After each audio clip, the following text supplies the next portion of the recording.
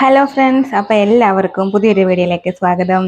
അപ്പോൾ അതാ ഞാൻ വീണ്ടും മറ്റൊരു കുക്കിംഗ് വീഡിയോ ആയിട്ട് വന്നിട്ടുണ്ട്. അപ്പോൾ ഇന്ന് നമ്മൾ തയ്യാറാക്കാനായിട്ട് പോകുന്നത് മാങ്ങയും തക്കാളിയും കൊണ്ട് ഒരു അടിപൊളി പച്ചടി റെസിപ്പിയാണ്. അപ്പോൾ നമുക്ക് റെസിപ്പിയിലേക്ക് പോകാം. അപ്പോൾ അതാ നമ്മൾ പച്ചടി തയ്യാറാക്കുന്നതിന് വേണ്ടിയിട്ട് ഞാനിവിടെ ഒരു പാൻ വെച്ചിട്ടുണ്ട്. അതിലേക്ക് ഒരു അല്പം മാത്രം വെളിച്ചെണ്ണയാണ് ഇപ്പോൾ ചേർത്ത് കൊടുക്കുന്നത്. 1 ടീസ്പൂണിൽ താഴെ അളവിൽ വെളിച്ചെണ്ണയാണ് ഇപ്പോൾ ചേർത്ത് കൊടുത്തിട്ടുള്ളത്. അതുപോലെ തന്നെ നമ്മൾ ഈ എടുത്ത് വെച്ചിട്ടുള്ള മാങ്ങ ഞാൻ ചെറുതായിട്ട് വളരെ ചെറിയ കഷ്ണങ്ങളായിട്ട് അരിഞ്ഞിട്ട് ഉപ്പ് പുരട്ടി വെച്ചിരിക്കുന്നതാണ്. ഒരു അരമണിക്കൂറിൽ ആ ഒരു സമയം മാത്രം ഉപ്പ് പുരട്ടി വെച്ചിരിക്കുന്നതാണ്. ഒരുപാട് സമയം നമ്മൾ ഉപ്പ് പുരട്ടി വെക്കുകയാണെന്നുണ്ടെങ്കിൽ അതിൽ നിന്ന് ഇറങ്ങുന്ന വെള്ളം ഒന്ന് റിമൂവ് ചെയ്യാനായിട്ട് നിങ്ങൾ ശ്രദ്ധിക്കണം. അരമണിക്കൂറൊക്കെ ആണെന്നുണ്ടെങ്കിൽ കുഴപ്പമില്ല, നമ്മൾക്ക് ഇതുപോലെ തന്നെ ചേർത്ത് കൊടുക്കാവുന്നതാണ്. അപ്പോൾ ഇതാ ഞാൻ നമ്മളുടെ ഈ പാനിലേക്ക് ഈ മാങ്ങ ചേർത്ത് കൊടുക്കുകയാണ്. അതിനുശേഷം ചെറുതായിട്ട് അരിഞ്ഞ തക്കാളിയും കൂടെ ചേർത്ത് കൊടുക്കുകയാണ്. തക്കാളിയും മാങ്ങയും ഒരുപാട് വെന്ത് കുഴയേണ്ട ആവശ്യമൊന്നുമില്ല. ചെറുതായിട്ടൊന്ന് വഴറ്റിയെടുത്താൽ മാത്രം മതി. നമ്മൾ പച്ചടി കഴിക്കുന്ന സമയത്ത് ഈ തക്കാളിയും മാങ്ങയും ഒക്കെ ഒന്ന് കടിക്കാൻ കിട്ടുന്നതാണ് ഈ പച്ചടിയുടെ ആ ഒരു ടേസ്റ്റ്. അപ്പോൾ ഒത്തിരി സമയം ഇട്ട് വഴറ്റി വെന്ത് കുഴയേണ്ട ആ ഒരു ആവശ്യമില്ല. അപ്പോൾ ആ സമയം കൊണ്ട് നമുക്കൊരു അരപ്പ് തയ്യാറാക്കി എടുക്കണം. അപ്പോൾ ഇതിലേക്ക് ഞാനൊരു അരക്കപ്പ് തേങ്ങ ചിരകിയതിലേക്ക് ചെറിയ ഉള്ളി, അതുപോലെ തന്നെ പച്ചമുളക്, അതേപോലെ വെളുത്തുള്ളി ഇത്രയും ചേർത്ത് കൊടുത്തിട്ടുണ്ട്. എരിവിന് ആവശ്യമായിട്ടുള്ള പച്ചമുളക് ചേർത്ത് കൊടുക്കാം. ഞാനിവിടെ എടുത്ത് കൊടുത്തിട്ടുള്ളത് അധികം എരിവില്ലാത്ത പച്ചമുളകാണ്. അപ്പോൾ അതുകൊണ്ട് ഞാനിവിടെ ഒരു 2 മീഡിയം സൈസിലെ പച്ചമുളക് എടുത്തിട്ടുണ്ട്. അതുപോലെ തന്നെ 3 ചെറിയ ഉള്ളി, 2 ചെറിയ കഷ്ണം വെളുത്തുള്ളി. പിന്നീട് നമുക്ക് കുറച്ച് ഇൻഗ്രീഡിയൻസ് കൂടി ഇതിലേക്ക് ആവശ്യമായിട്ടുണ്ട്. അതും കൂടെ ചേർത്ത് കൊടുത്തിട്ട് നമുക്കിതൊന്ന് അരച്ചെടുക്കാം. നമ്മൾ ഇതിലേക്ക് കുറച്ച് കടുക് ചേർത്ത് കൊടുക്കുന്നുണ്ട്. അതുപോലെ തന്നെ പിന്നീട് കുറച്ച് നല്ല ജീരകം കൂടി ചേർത്ത് കൊടുക്കുന്നുണ്ട്. അപ്പൊ ഇത്രയും ചേർത്തിട്ട് നമുക്ക് നല്ല ഫൈൻ ആയിട്ടൊന്ന് അരച്ചെടുത്തിട്ട് വരാം. ഇനി നമ്മൾക്ക് ഇതിലേക്ക് തേങ്ങ അരപ്പ് ചേർത്ത് കൊടുക്കാം. നമ്മൾ തേങ്ങ അരപ്പ് തയ്യാറാക്കുമ്പോൾ ഒരുപാട് വെള്ളത്തിൽ തയ്യാറാക്കാതെ ഈ ഒരു രീതിയിൽ അരച്ചെടുക്കാനായിട്ട് പ്രത്യേകം ശ്രദ്ധിക്കണം. അല്ലെങ്കിൽ നമ്മുടെ പച്ചടി ഭയങ്കര എന്താ പറയുക, ചാറുകറി പോലെ ആയിപ്പോകും. കുറച്ച് കുറുകിയ രീതിയിലാണ് നമ്മൾ ഈ പച്ചടി ഇവിടെ തയ്യാറാക്കി എടുക്കുന്നത്.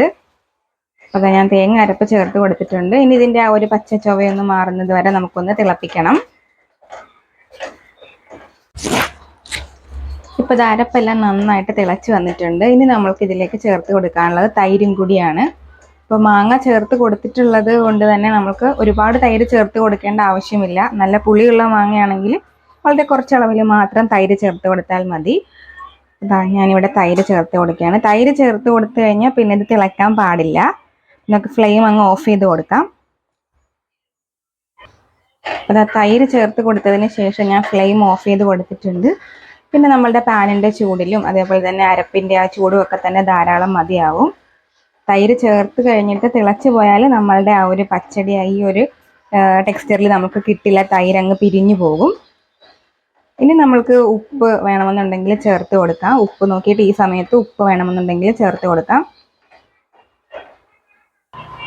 ഇപ്പം ഞാൻ അല്പം ഉപ്പ് കൂടി ചേർത്ത് കൊടുത്തിട്ടുണ്ട്.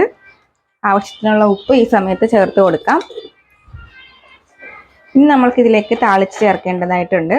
താളിപ്പും കൂടെ കഴിഞ്ഞാൽ നമ്മളുടെ ഈ പച്ചടി ഇവിടെ റെഡി ആയിട്ടുണ്ട്. വളരെ ടേസ്റ്റി ആയിട്ടുള്ള ഒരു പച്ചടിയാണിത്. മാങ്ങയൊക്കെ ഇപ്പോൾ ധാരാളം കിട്ടുന്ന സമയമാണ്. തക്കാളിയും അതുപോലെ തന്നെ നമ്മളുടെ വീട്ടിലുണ്ടാവും. അപ്പോൾ തീർച്ചയായിട്ടും എല്ലാവരും ഇത് ട്രൈ ചെയ്ത് നോക്കണം.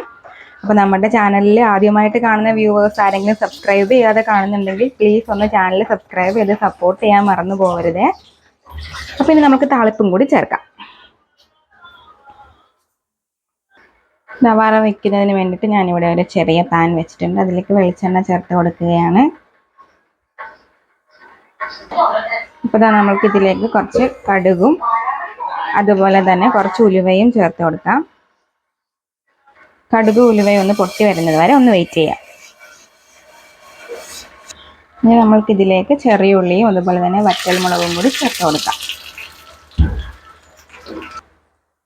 അപ്പോൾ നമുക്ക് താളിപ്പും കൂടി ചേർത്ത് കൊടുക്കാം.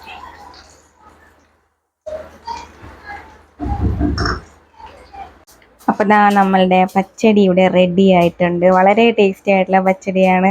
തീർച്ചയായിട്ടും എല്ലാവരും ട്രൈ ചെയ്ത് നോക്കണം. നിങ്ങളുടെ അഭിപ്രായങ്ങൾ പറയാൻ മറന്നു പോകരുത്. അപ്പോൾ വീണ്ടും മറ്റൊരു വീഡിയോ ആയിട്ട് കാണാം. അതുവരേക്കും tata, bye bye, see you friends.